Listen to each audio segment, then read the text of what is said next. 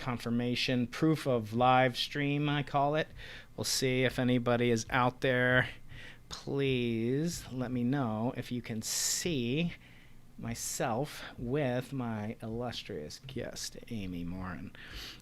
Waiting for this to get confirmed, and then we will start the non-madness. Hopefully this will not be mad. This will be this will be conventional. This will be nice and calm.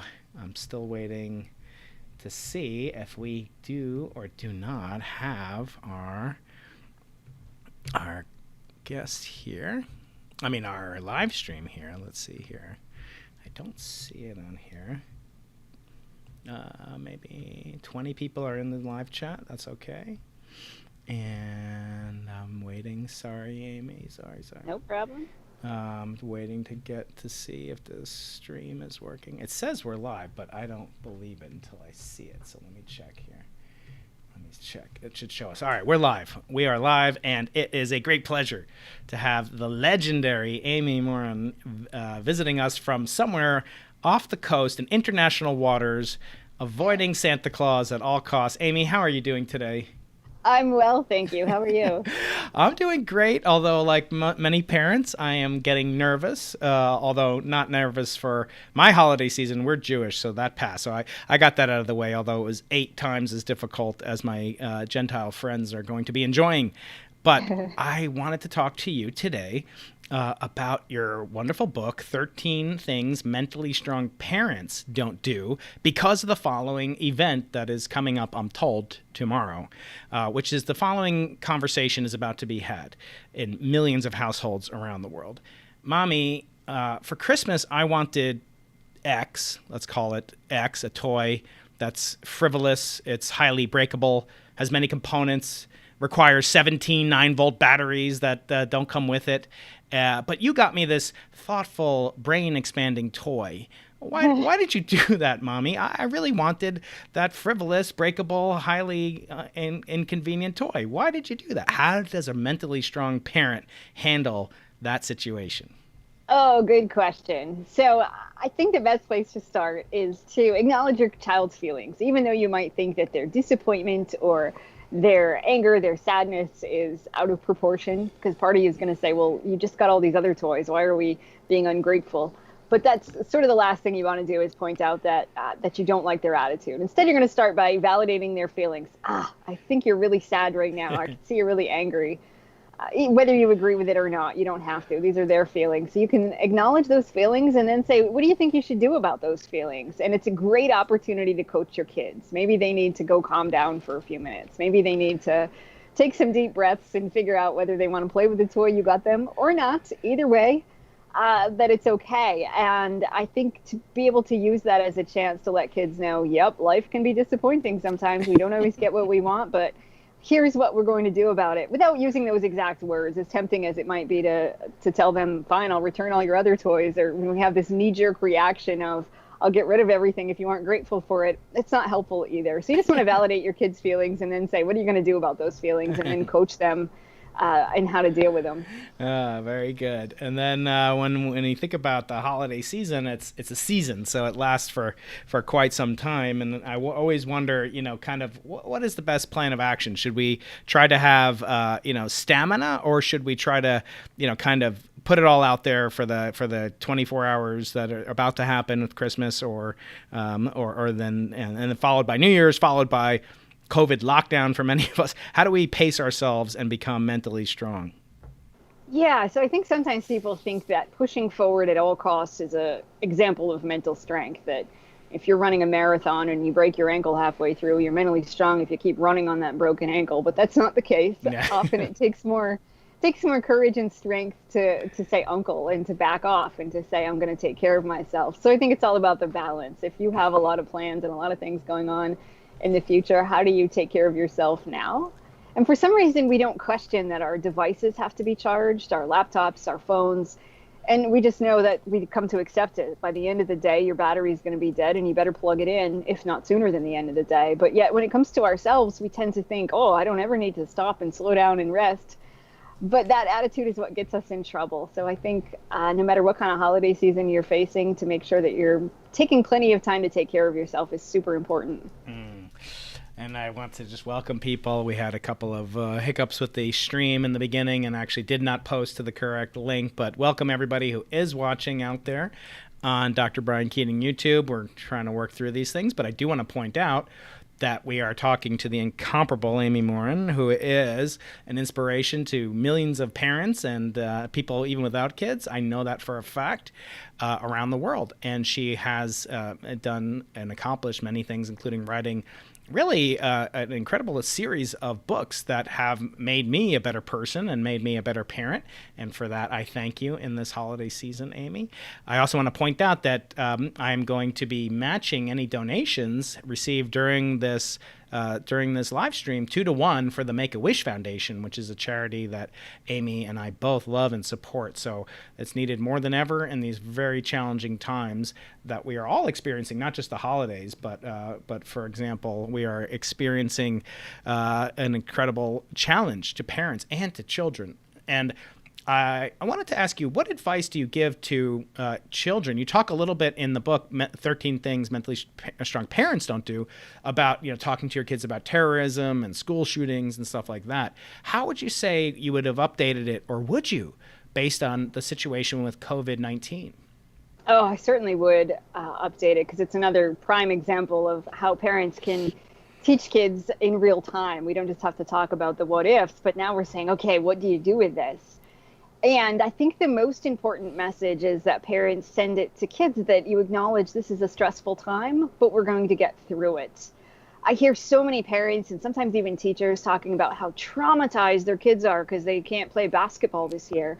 And it makes me cringe, because it's not traumatic to miss basketball season. And, not to shed light on the fact that this experience could be traumatizing to some kids that are being abused at home, or kids that have really unhealthy home situations, or they don't have enough food to eat. That absolutely could cause trauma, but the pandemic itself isn't what's causing trauma, or missing out on a sports activity isn't traumatic. Instead, it's an opportunity. And if we just turn that around as a way to teach kids, yeah, this isn't what we wanted. This isn't the year we predicted. If we could change things, we would, but we can't. This is the hand we were dealt. So here's what we're going to do with it. And it's okay for parents to acknowledge that they're stressed out or that they're uncertain. And while you don't want to burden your kids with all the stresses of your financial situation, or you don't want to talk so much about the state of the world and this and that, it's okay to let them know, yeah, I'm stressed out, so I'm going to go to my room for a few minutes and read a book. Or, I just need a break. We've had so much family time sitting in the same room together all day long. I'm going to go for a walk outside because it's good for my mental health. I think just having more conversations about taking care of your mental health is really important right now. And it's an opportunity for kids to practice different kinds of coping skills. Today's kids have their electronic devices, which can be a double-edged sword. For one, right now during the pandemic, that's great. They have something right in their hands that they can use pretty much at all times.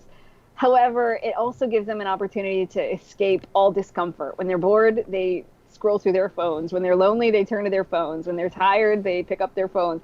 So to be able to set some limits and teach kids there are other coping skills exist. Maybe they learn how to read a physical book. Maybe they learn to get some exercise, or they pick up a hobby. They figure out, gosh, when I'm sad, if I color a picture, I feel a little bit better. And it's not about teaching them that they have to be happy all the time. It's about teaching them that when you have an uncomfortable feeling, you can take care of yourself, and this is how you can do it. And it's a great opportunity for parents to experiment with different coping strategies. Yeah, absolutely. I'm getting a question. Maybe it's serious, maybe it's not, but people are saying things. What about the advice that whatever doesn't kill you makes you stronger, which I think is from Nietzsche, which I always turn around as, whatever doesn't make you stronger kills you. When I go to the gym, that's what happens. Yeah, I think there's this notion that we need to toughen people up, or we should all be exposed to horrible things in an effort to get stronger. And I don't think that's the case. I don't think we need to. The more scars we have, the stronger we are. We know sometimes people go through traumatic experiences and don't necessarily come out stronger. They come out a different person, and that's not to say that they are weak or anything like that, but that trauma changes us. So I don't think it's necessarily true what doesn't kill you makes you stronger. Sometimes it changes who you are, and it leaves some pretty deep scars. So I don't think we need to toss kids to the wolves just in an effort to show them that they can toughen it up, or that they can get through it. What I'm getting a question from one of my long-term listeners and friends, Captain Quinn, who's over there in the UK, staying up late, I believe, waiting for St. Nicholas. He's asking you, what do you find interesting about what Brian Keating does, which you just met me 10 minutes ago? But do you find anything outside of your work? What do you do to relax? Do you watch sci-fi movies? Are you interested in science, broadly speaking? What kind of things does Amy like to do outside of her awesome work that you participate in?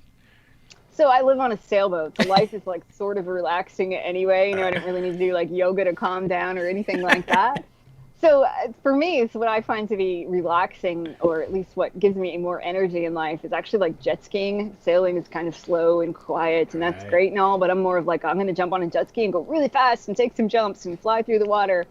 So I actually add more excitement to my life as a way to make sure that I feel like I'm having plenty of balance. And during the pandemic, I haven't been able to travel. Usually I travel a lot for speaking engagements, and I go do some pretty cool things in different cities, and haven't been able to do that. So it's been more of a challenge to figure out, how do I add more excitement to my life, which for right now seems to be jet skiing, swimming, snorkeling, stepping off the boat sometimes to go do other things. The great part about social distancing when you live on a boat is my boat moves, so I can take my boat to a reef if I want, or I can stay at home while still traveling. Yeah, that's awesome. Wow, that's very envious, and I think that's super socially distancing.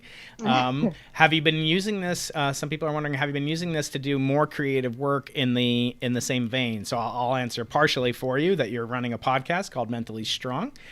Which is one of my favorite podcasts. I should say I found out about you from your appearance on James Altucher's show, and I've been a guest on that as well. And I really just fell in love with the work that you do, and I knew I wanted to have you on right before Christmas to help my friends of the Gentile faith, because we, as I said, already endured the Hanukkah extravaganza of mentally enduring things and revealing my particular weaknesses. I'm getting questions in the chat about meditation, mindfulness, things like that. How do you react to that, both for parents and for kids? Do you meditate yourself? Do you recommend that for children and for parents? I do. So I'm a therapist, and I'm big on figuring out what goes on in our brains and how do you manage your thoughts. And for people that get into meditation and mindfulness, it's about knowing that we all have negative thoughts. We all have thoughts that are not helpful sometimes, ones that are filled with self-doubt. We call ourselves names. And it's really about becoming less judgmental of yourself for thinking weird things or thinking negative things. And for so many people, it just helps them feel more in control. Not that they're controlling every thought that runs through their head, but just knowing they don't have to react to every thought that runs through their minds. And so I'm a huge proponent of mindfulness meditation for people who want to get started. There's tons of apps out there, guided apps, things like that can help, but certainly isn't for everyone. But for people who embrace it, I haven't found anybody that's really embraced it for a while and then said that was a waste of time or that didn't help. Instead, I get the opposite. People that will say, gosh, I was so skeptical at first, or I didn't think that it was going to be helpful. And at first I didn't think I was good at it, but then they do it for a while and they say, I'm seeing a big difference. And we know from brain scans that it physically alters your brain and can help you feel a lot better. Yeah, I started to learn how to meditate myself, and I was spending a lot of time on just, what do you call it? Just the, not loving kindness, but where you just think about, you clear your mind of the visualizations and things like that. And then I said, well, maybe I should go into transcendental meditation and learn about that. And so I went to Deepak Chopra, who was here in San Diego, and I said, Deepak, give me a mantra. And by the way, Deepak is going to be on the show, or I'm going to be on his show with Frank Wilczek, winner of the Nobel Prize, whose work I know Amy follows in quantum chromodynamics. We'll talk about that some other time when if she comes back on. But anyway, I went to Deepak, said, Deepak, you got to help me out. I need a mantra. And he said, get out of here, you schmuck. And that's become my mantra, schmuck. So, you never know what you're going to find when you try different modes of meditating. I'm dying to ask you the following question. Can you raise a mentally strong kid without bribing, cajoling, nagging, raising your voice, etc. First of all, I feel like I cannot raise my kids, and I'm blessed to have them, without some form of bribery. Either, learn piano, to sit down and take your piano lesson, or you can't watch 15 hours of iPad. No, I don't let them do that. But, the normal bribery that takes place. Is that a bad thing? How bad of a parent am I? Well, I guess it depends on how we're framing the word bribe. I think most parents use rewards, and rewards are a really good thing. Bribes can backfire. So here's the difference. If you're in the grocery store and your child says, buy me those cookies, and you say, okay, here's the cookies, you can eat them now, just be quiet, you're bribing them. But if you say, if you're quiet for the rest of our trip to the store and you don't scream really loud, then you can have a cookie, that's rewarding them. Rewards are good. We live in a world where most of us get rewarded. You go to work and then you earn a paycheck. Your boss doesn't hand you a paycheck and then beg you to work for the next week. It happens in the opposite order. So I think by giving kids rewards and rewarding them for following the rules, whether we reward them with privileges or you give them extra incentives, you hand them something that they want, maybe it's cash for doing their chores, that just teaches them, okay, if I want to earn more responsibility, if I want to have more respect for my parents, if they want to let me hang out with my friends unsupervised, I have to earn those things. And by allowing them to earn those things through their good behavior is a really healthy thing. Yeah. That's great. Yeah, thanks. Another thing I wonder about a lot is I get a lot of, feedback, or I see a lot of my friends, especially my male friends that are fathers raising sons or daughters, and they have this really, very friendly relationship. It's really warm to see it, but, they call each other buddy or dude. And sometimes that happens with me. I mean, besides, calling them affectionate names. But is there a danger in the familiarity of like all your kid ever calls you or thinks about you as their buddy? In Judaism, the word for parent is the same as, it has some of the same roots as the word for the Bible itself, which is Torah. In Hebrew, the word for parent is moreh, and it's morah for female. And it essentially teacher, parent, and wisdom are all one word with great reverence. Whenever I feel myself saying, oh, call me buddy or whatever, I see parents doing that. Is that a negative thing? Does that eventually undermine their authority?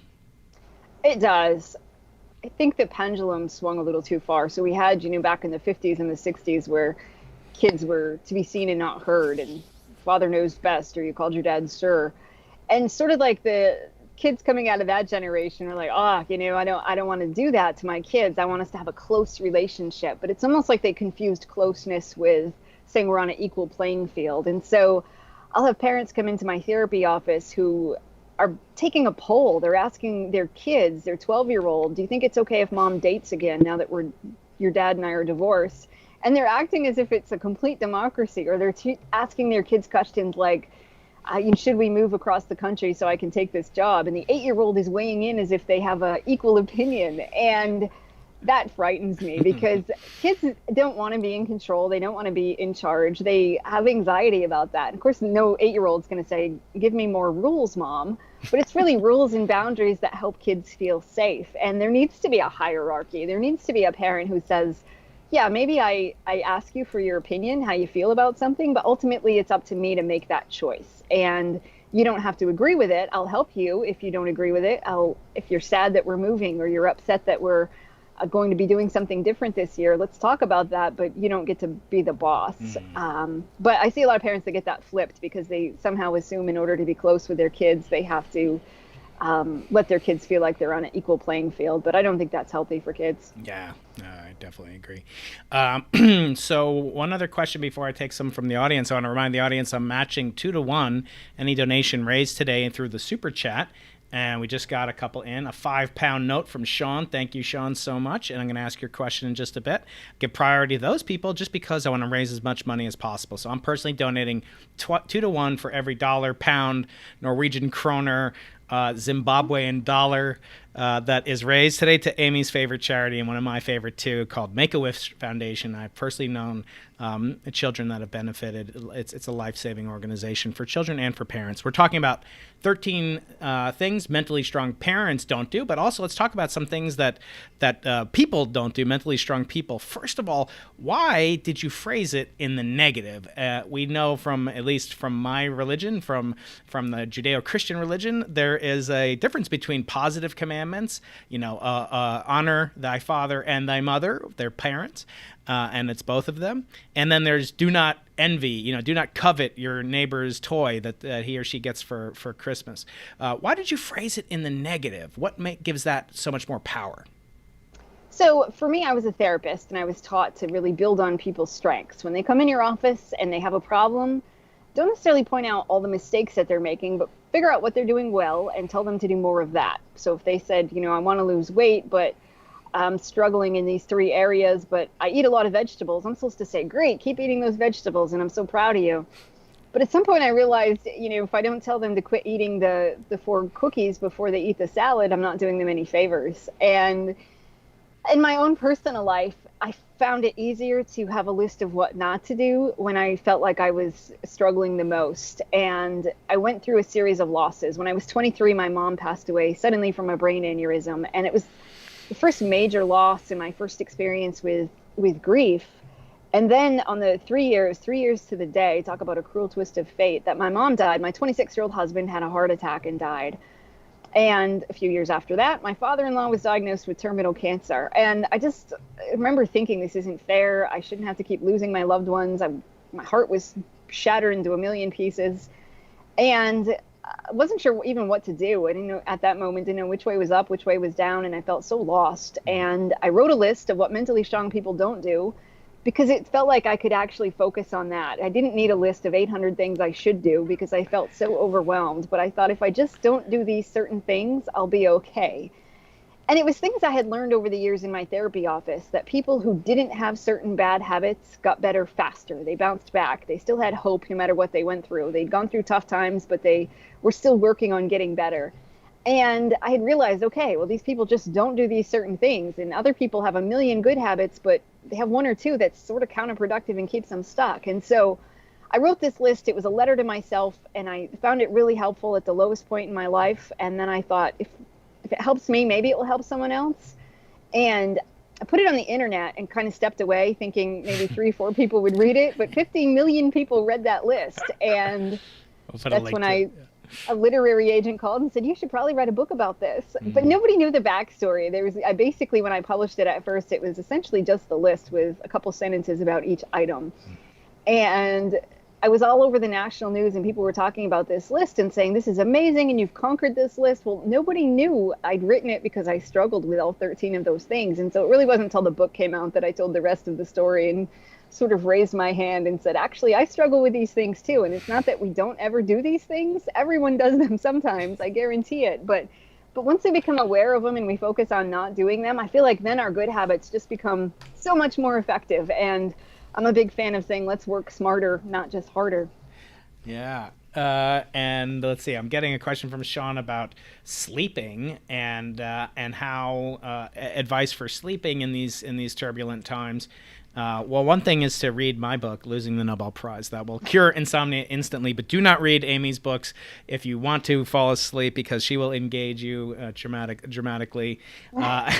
Amy, any advice for Sean and others like out there who suffer from this? This is particularly pertinent, I should say, for astronomers. We have to get to sleep in very challenging circumstances. I'm planning a video about how astronomers fall asleep on demand in challenging places like tops of mountains and at the South Pole, Antarctica, where I've been. But do you have any tips for these turbulent times? How do mentally strong people fall asleep if they don't happen to have a gently rocking yacht, mega yacht off the coast of the Caribbean or wherever you are? Which is actually loud on a boat. It sounds like it's great to sleep on a boat, but there's days and it's not that easy. But during the pandemic, we're seeing a lot of people struggling with sleep issues more than usual, and just sort of the stress of the whole day. And so I think right now it's more important than ever to take a look at your habits. Most of us scroll through our phones before we fall asleep at night and then use our phones as an alarm clock to wake up. So we keep our phones next to our bed. That's like the number one thing we shouldn't do. And even though most of us know this, a lot of us do it. I'm guilty of it a lot of the time. But study after study will show that people who, as an experiment, left their phone in another room at night and then they asked them in the morning how they felt, people report way less anxiety. And most of the people who do it as an experiment for 30 days decide to keep that up because they notice that they sleep so much better. So if I had a number one tip, it would be that. It would be to not sleep with your phone in your room and don't use your phone in bed. Otherwise, I think it's about making sure you get enough exercise during the day and limiting your caffeine in the afternoon as I sit here and drink a cup of coffee. But I'm one of those people that I could drink a cup of coffee and go to sleep 5 minutes later, but I know a lot of people aren't. And then again, just about daylight right now as we are in winter and people in colder climates aren't getting outside as much and they aren't seeing daylight. We need natural light to really help our biological clock figure out when it's night and when it's day. I grew up in Maine and I know when it's dark out at 4 p.m. and it's really cold out, the last thing you want to do is go outside during the day, but just getting some sunlight, if you can go for a walk during your lunch break, that can make a huge difference too. Well, you're my second guest from Maine in the last few weeks. The previous guest was Dr. Jessica Meyer, who is part of the first all-female spacewalk from the International Space Station just about a year and a half ago, and she's an alumna of UC San Diego and a fellow Mainer. And so two of you guys, wow, in 1 week, that's pretty spectacular. Although, right, there's not that many people from Maine that I guess another say that they've done cool things like that. Yeah, I guess another one is the famous Jocko Willink, who makes this very beverage that I am drinking right now called Jocko Go. He is from Maine too, so Maine is. He? I didn't know. Yeah, he's from Maine. He lives in San Diego.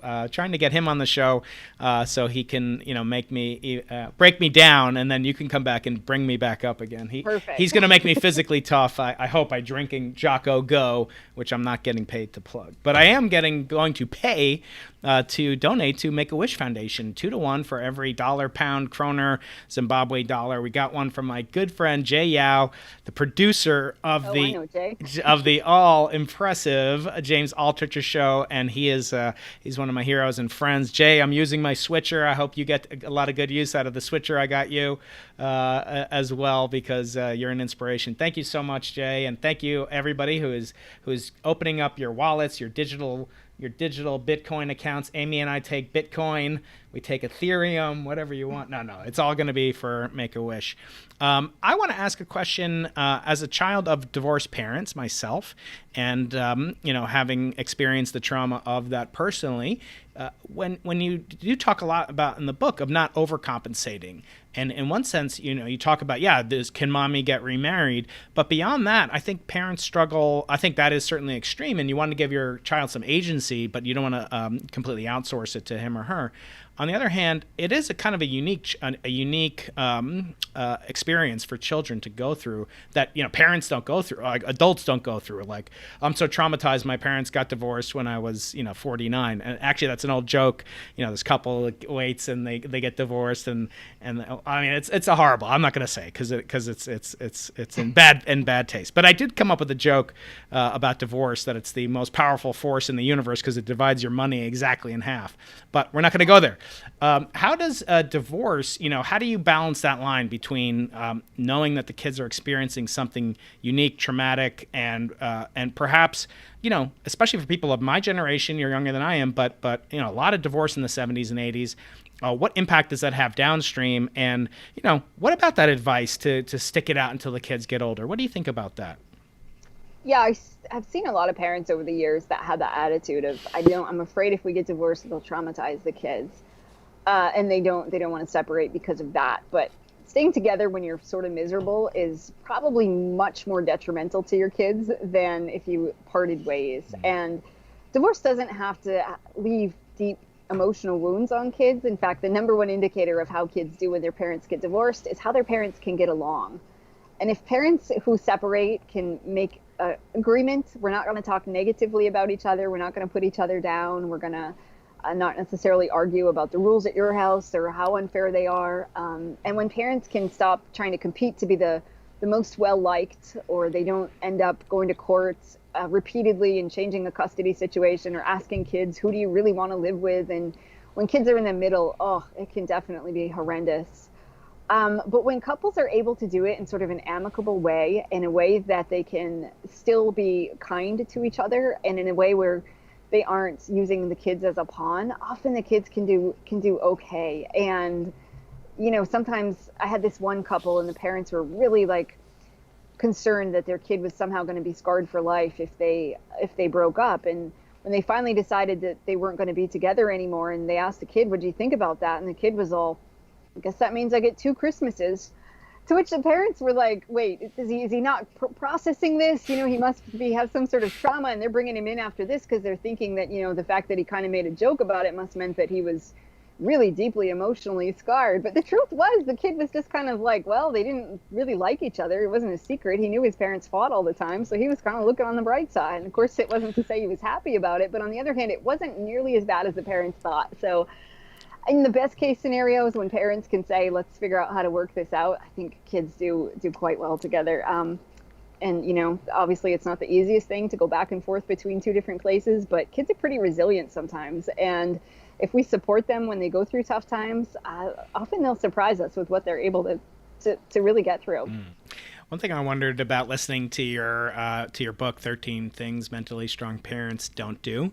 One of the pieces of advice comes down to, don't let your kids beat you at chess, etc., which will appeal to James, obviously, Altucher. He's a chess master. But when I'm with my kids, I oftentimes want to, maybe it's this background, from being primates, that we wrestle, and I don't just destroy them, obviously, but I like to wrestle with them, and I like to give them a challenge, and I don't let them win.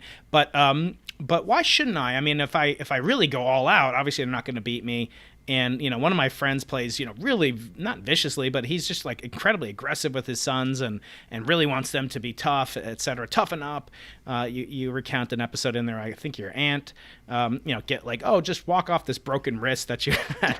But why shouldn't I let my kids, kind of develop some confidence by beating daddy at chess? I mean, what would that rob them of potentially?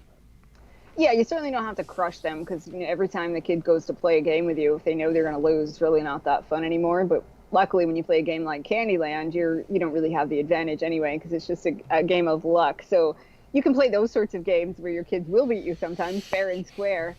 But you definitely don't want to let them win. I see so many parents that think, "Oh, my kid can't handle a loss," or they let their kid become a sore loser. If the kid's losing a game and says, "I don't want to play anymore," they let them quit. And we aren't doing kids any favors. Just like they need to learn how to be a graceful winner, it's important for them to know how to lose gracefully too. And it's okay for them to lose and to feel disappointed or to be sad sometimes and to talk about it. And, there probably will come a day where your kid can beat you at a lot of things. At some point, they might run faster than you can, and they may be able to beat you at a board game that's a game of skill, and that's okay, and to know that. But for them to know that for now, you've got more practice, you've got more skills than they do, and that's okay, and that they can trust that mom or dad is competent and capable, and that they're able to do these certain things maybe that I can't do yet, that actually gives them some confidence too, that you're at the helm of running this family, and okay, you can do some things, or you have information I don't have yet. That perhaps that's a good thing.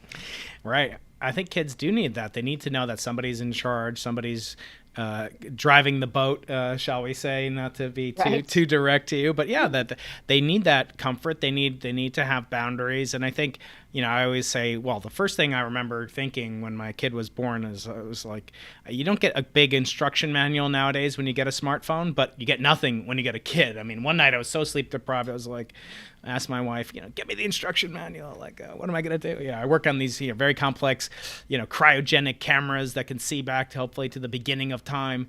And it's just like you don't know what to expect. It's like repeatedly this advice given or said by Customato, the famous Mike Tyson's trainer. Everybody has a plan until they get punched in the face. And I feel like the advice that people get as parents, make sure you catch up on your sleep before the kid is born. I'm like, I'm still waiting to learn how to do that. And yet, I wonder, is there sort of a checklist in addition to the 13 things mentally strong parents don't do? Is there a series of metrics or report card? Admittedly, I'm a professor, so I think in these terms, but is there like a report card? How do we know we're doing a good job while the kids are still young? Yeah, boy, I wish there were an exact report card. I mean, we report so much on there, how they're doing in math and whether they're spelling or they're reading if they're behind, that sort of a thing. But there isn't a checklist to say that they're on track emotionally or that they're doing okay in terms of their problem solving skills. So it's really up to parents to kind of figure that out. Like, okay, compared to the other 7-year-olds, is my 7-year-old able to calm himself down, or is he able to handle disappointment okay? And so while it's not healthy to compare your kid to the neighbor kid or to somebody else's kid, you do want to look around sometimes and think, do the other kids struggle with this? Are the other kids making friends? Are they able to handle losing at the kickball game? Or does my kid seem to be struggling more than the average kid is? And if they're behind in some way, then you just figure out, okay, how do I help them with this? And all kids struggle with certain things. Maybe it's a certain emotion. Maybe your kid just can't handle anxiety, so they struggle to sleep, or they ask you the same question over and over again. Or maybe when they're sad, they just can't pull themselves out of it. So I think it's all about parents just taking a look at, what sort of areas does my kid struggle with in terms of their emotions, in terms of the way they think, and then in terms of the way that they behave. Do you have a 14-year-old who's still poking his brother in the shoulder when he wants attention because he doesn't know how else to get it? Or do you have a 4-year-old that can't pull himself together when you tell him that you can't eat chicken nuggets for dinner and he throws a huge fit? So you need to work on a few things there. And so I think for parents to then know what areas, how do I let my kid take on more responsibility? And you do it really slowly. And then you back off. And there'll be times that you back off a little too fast and your kid will show you, hey, I need more help here. And there'll be other times that maybe you are a little too overprotective, and that will come to light too, as long as you kind of take a step back and assess where are we. And I spent most of my adult life as a foster parent, and I'd get a call sometimes at 3 p.m. and they'd say, we're bringing this kid over at 5. I had no idea what to expect, and a kid would show up usually with a trash bag full of clothes. And I'd get a quick report that would say, well, she's been kicked out of the last 14 places she stayed, but she's really not that bad.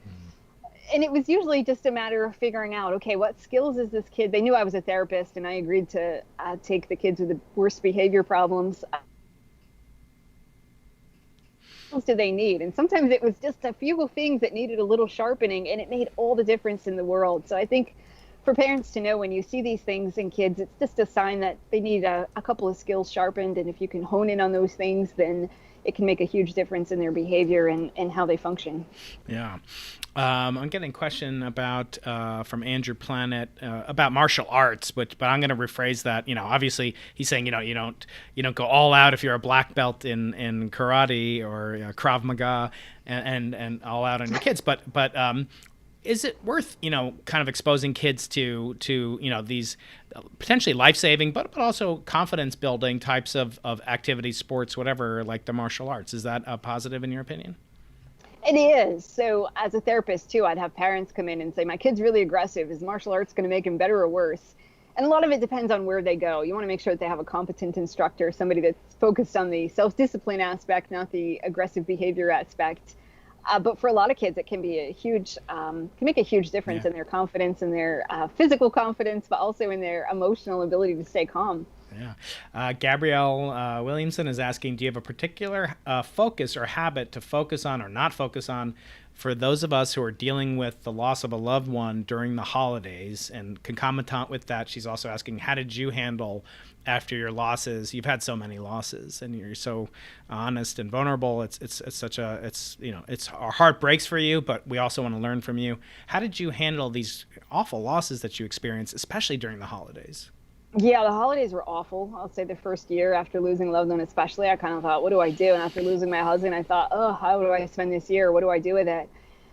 And for me, I found it was just helpful to come up with a sort of a new tradition, something different I was going to do. I had somebody tell me like, oh, just put an empty chair at the Thanksgiving table to sort of honor your loved one. I thought that sounded horribly sad and depressing, and it was the worst thing I wanted to do, but this helped this other particular person. And so whatever you find helpful, for me, it was just about saying, let's do something completely different. And I still the year after I lost my husband, I still celebrated Christmas with his family, but we decided to do something very different in terms of what we did and how we celebrated it. And that was helpful for me. And so I think anything you can do that sounds appealing for the day, that's okay. And some people might just ignore the holiday altogether. And if that's what you have to do to get through the year, that's okay too. Or maybe you decide you're going to light a candle to honor your loved one. But I think just to spend a little bit thinking about what do I want to do? How do I want this holiday to look? And whatever you decide to do is completely okay. And in my first book, I tell the story about my husband's birthday, and his mom and I decided to go skydiving rather than go to work that day or just stare at the wall. We thought, let's go do something kind of crazy. And we've done it every year since, not skydiving, but we go on some sort of adventure to make it a day that we don't dread, but something that we look forward to. So we rode a mule into the Grand Canyon one year, and we went hang gliding another year. But it's something that she and I still do. We didn't get to do this year because of the pandemic, but I think we'll do it next year. But just as an opportunity to say, how do we want to spend this day? And it was a great way to take back our power and say, let's do something that we actually want to do rather than allow it to be a really sad day. Mm. Yeah, I feel like we get so hard trying to be both perfect, kind of citizens. Now we all have to be epidemiologists. We have to track the data and scientifically, and then we have to be, healthcare professionals, and then go out shopping in a hazmat suit. It's incredibly it's incredibly challenging. JB Patel is asking, how do you teach accountability and self-reliance to an 18 to 20-year-old? So I can't resist saying, in my opinion, I mean, my oldest is just about 10, but I feel like the best time to discipline your 15-year-old is when he's 5. So what do you think about the, kind of accountability and self-reliance by the time they get to be 21? You spend a lot of time in the book, Mentally Strong Parents, talking about, when they're young, but what do you do when they're, kind of mature and they're in college?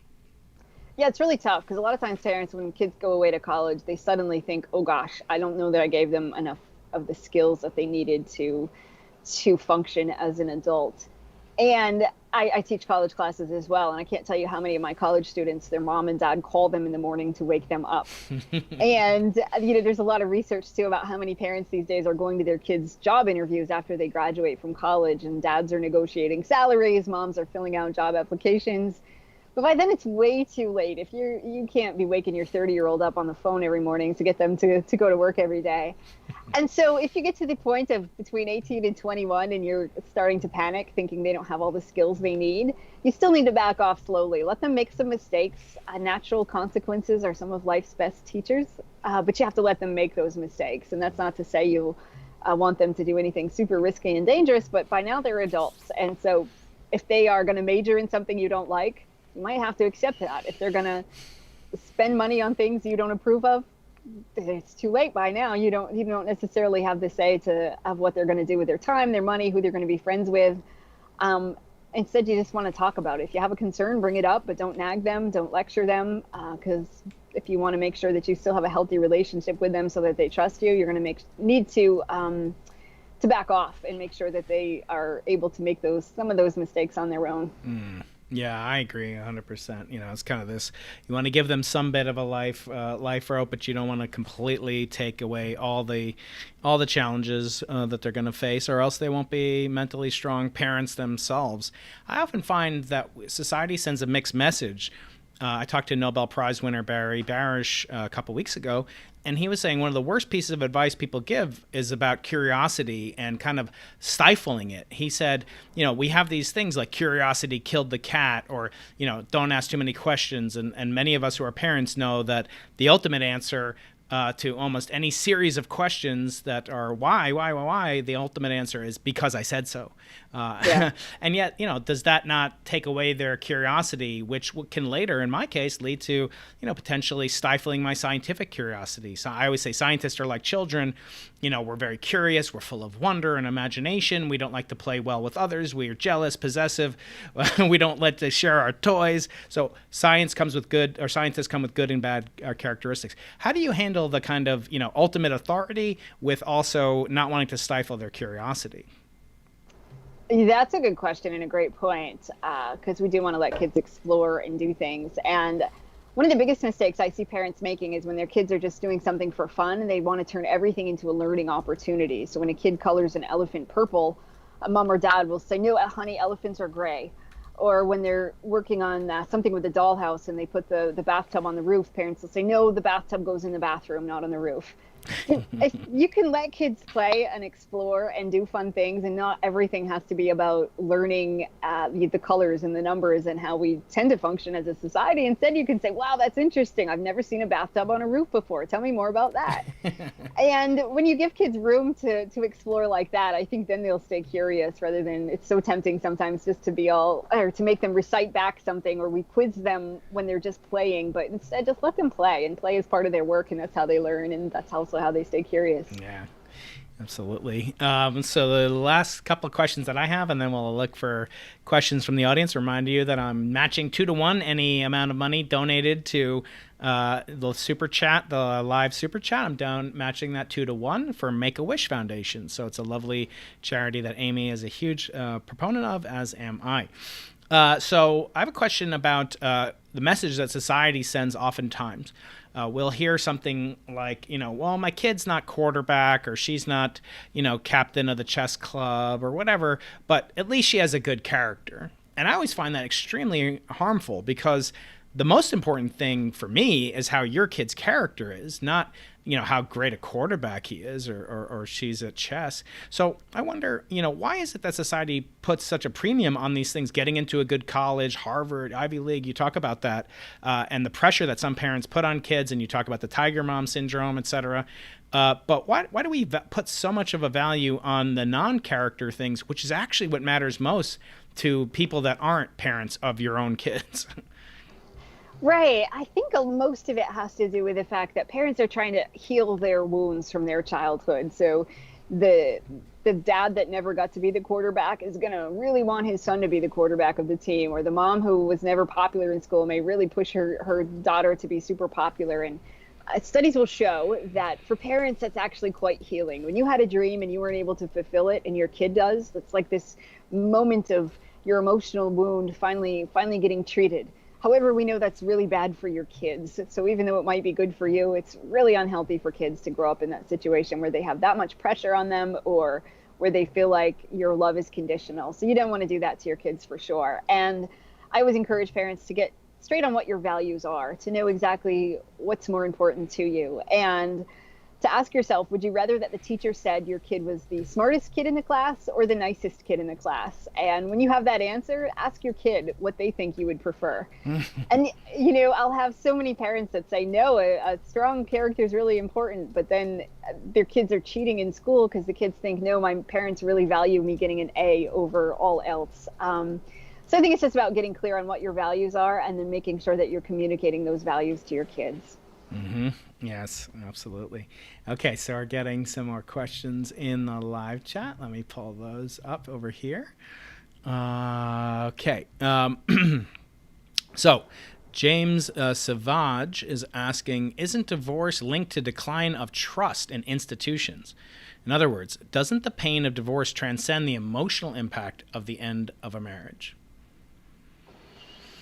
Yeah, I think when we look at some of the studies on the long-term data for kids and the outcomes, we know that when kids have parents who are divorced, sometimes then it affects their relationships as adults. So it's not to say that divorce doesn't cause kids great pain, but I think we need to look at the pain of living with parents who aren't necessarily in love with each other too, and the effect that can have on them. Mm-hmm.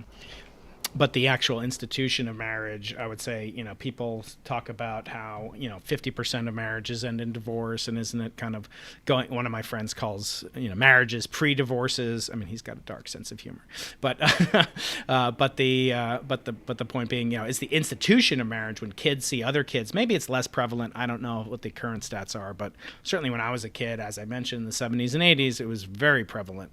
And so maybe what he's warning about is the institution itself, kind of undermining itself. And do kids get attuned to that? Like when maybe their parents aren't getting divorced, you talk about, a child learning that his father has diabetes, I believe in the book. But the parents saying, well, that doesn't mean he's going to die just because it says the word die in diabetes. So yeah, I guess these kinds of, children are so much more perceptive than we give them credit for. And I think, the delicate balance is really the hardest thing to do. I think so. And I think in today's world, the whole marriage idea is quite different than it was, 20, 30 years ago. There's plenty of kids whose parents were never married. Maybe they still live together. They just have never made it legal. Or there's plenty of kids whose mom and dads, had a quick, brief relationship and they've never been married either. So I think there's not the same stigma attached to it maybe than 30 years ago, where if a kid's parents got divorced, maybe it was embarrassing, and there might be one kid in the class whose parents weren't divorced. But I think it's really changed now in terms of who's married, who isn't, and kids aren't, maybe don't even know that that's your stepdad, or that's not your biological dad, or your parents aren't legally married. I want to ask you, when you have this TED Talk that went completely viral. It's one of the most popular, most seen videos of all time on TEDx, and we have a link to it in the video description. How did you react, just as a person, forgetting about the work and the actual topic? How did you actually react to that incredible burst of attention and really fame, for such a worthy person, worthy cause? But just on a personal level, how did that affect you? Yeah, I was so nervous giving that talk. My voice cracks the entire time. And I remember stepping off the stage thinking, I just gave a talk about mental strength and I sounded like I was terrified. And the last thing it was just like, I hope nobody ever watches that. and at first nobody did. It was like a really slow growing thing. And so for the first couple of months, a few people watched it and I thought, woo, kind of got out of that one. And then it grew, and then it started growing, and it's kept growing. And so it's been 5 years, but to this day, about 10,000 people a day watch it, and I can't quite fathom that number. But and now that it's like 15.5 million people have seen it, and so I called a photographer to take some headshots, and she's, "Oh, I've seen your TED Talk," and so it's an interesting place to be, to think that many people. I can't even fathom what 15 million people looks like. So it's been a surreal experience to have that many people hear my story. Or sometimes people will buy my book and they won't put two and two together until they read a little bit about my story, and then they say, I know, I watched your talk, so now I know who you are. Well, it certainly got a lot of attention to someone that's well deserving of it, and it's really a phenomenal. I couldn't tell that you were nervous. I know it's natural to be nervous, but you didn't know how many people will be watching it. I mean, that's basically the size of decent size baseball stadium every week are people watching it for the first time. I want to close out with a couple questions that I've wondered about. I hate it when authors come on podcasts, or when I was going on podcasts, and the host would say, tell me about your book, everything about it, your argument, and everything that people can do and take away from it so that they don't have to buy it. That's a service I'm doing for my listeners, is relieving them of the obligation of buying a book. No, but I do want to ask, in terms of, if you could say the top two takeaways that mentally strong people don't do, what would they be? So I think the first one would be, which is number one in the book, that they don't waste time feeling sorry for themselves. And this one, the biggest misconception is people tend to think that that feeling sorry for yourself is the same as being sad, but those are two really different things. That it's okay to be sad, but self-pity is when you start to exaggerate how bad your life is. When you think it's awful, you get to be hopeless and helpless. So allow yourself to be sad. That can help you honor something you lost. But when you cross over into self-pity, to become aware of it and refuse to do it. And the second one would be not to give away your power. We tend to give other people so much power in our lives. Sometimes we'll say, like, "Oh, my mother-in-law makes me feel bad," or my boss criticizes me, and I question my ability to do my job. Well, you're giving so many people power over the way you think, feel, and behave. And taking back that power is about saying, "I'm an adult. It's my choice, and somebody else might criticize me, but I don't have to feel bad about myself," or somebody else might offer their opinion of what I should do with my life, but I don't have to listen. Interesting. Very good. Well, Amy, this has been a great joy. I do want to point people to your podcast, Mentally Strong People, which is available everywhere we get podcasts, and it's on my must-download list of pods that I catch every week. I don't know how you do it from the boat, but I'm interested in learning your technology and becoming one of your students as well. Actually, before I go, I have a really good audio engineer. That's my secret. Oh yeah, is it Jay? Yeah. It isn't, but we've consulted with Jay. Me too. Join the club. Jay is phenomenal. I just want to close in the context of being students. The last thing I want to talk about, I get this a lot as a college professor, which is these two new phenomena of grade grubbing and grade inflation, and they kind of work at opposite ends or work to support each other depending on how you look at it. How should we deal with this in the context of educators and people who aren't parents but play sort of a mentorship role towards young people? How do we balance the grade grubbing? You talk about your first experience with grade grubbing and the emotional blackmail that the student put you under. I felt terrible for you. But how do you deal with that as a mentor or educator, not necessarily a college professor like the two of us? I think it's about knowing that, again, it goes back to that pressure that sometimes we put on young people, that if you get 1B, you're not going to get into a Ivy League college. So therefore, we have to make sure that you get straight A's at all costs. And it's about letting go of that. And it's about letting kids know that you can let kids fail. And the message shouldn't be that you're too awesome that you'll never fail, but it's instead that you'll fail sometimes, but I know you're strong enough that you can handle it.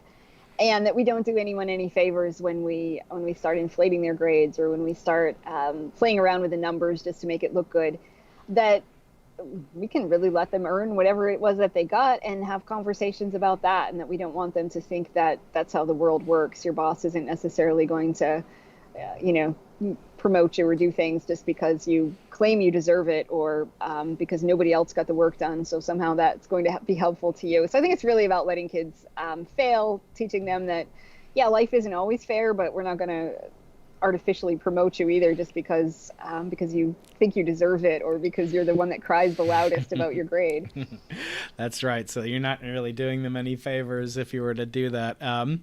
Well, Amy, I want to thank you so much for being so gracious with your time and in this hectic time of year and for everybody. I want to thank you for writing wonderful books and look forward to your book on kids' book. What's the title of it? I know it's available on Amazon for pre-order. What's the title of your upcoming book for children?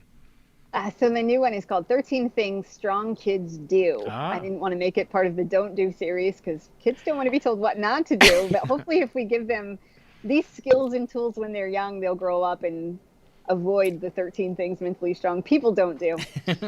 Well, I will tell people to go out there and please do order all of Amy's books, even the ones that say don't, but pre-order the kids' book. I'm certainly going to be doing that. Thank you so much for joining us on this chat from wherever you are and helping us get through what will surely be a challenging next couple of weeks, both with the pandemic and with the holidays and kids not getting what they want and even getting what they want. Oscar Wilde said, one tragedy in life is not getting what you want, and the other is getting it.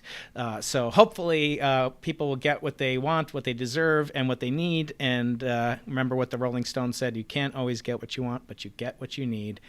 This is Brian Keating with Amy Morin, who's the author of so many wonderful books. Today we spoke mostly about her mentally strong parents, and I want to advise people to please tune in over the coming weeks. We're going to be having more great guests, Nobel Prize winners, but also some people in the what do they call them? Soft sciences, Amy? How do you describe what you do? I guess we could call it a soft science. Absolutely. So I like to balance the hard with the soft. So we'll have people like John Preskill on the hard sciences, and we're going to have a woman who wrote a wonderful book, Alison Schechter, I think is her name. It's called An Economist Walks into a Brothel. So tune in for that. That is coming up soon in January. Everybody, thank you so much for going into the impossible with me, your fearful host, Brian Keating. Less fearful now because of Amy. Please do subscribe. Exercise your finger. Amy will tell you it's important not to get carpal tunnel syndrome. So please exercise your finger, hit subscribe, hit like, and leave a comment in the chat about what you took away from this episode. I learned so much from it and from all of Amy's books. Amy, be well, happy holidays, and hope to talk to you again sometime in the next year. Thank you. I hope so too. Bye, guys.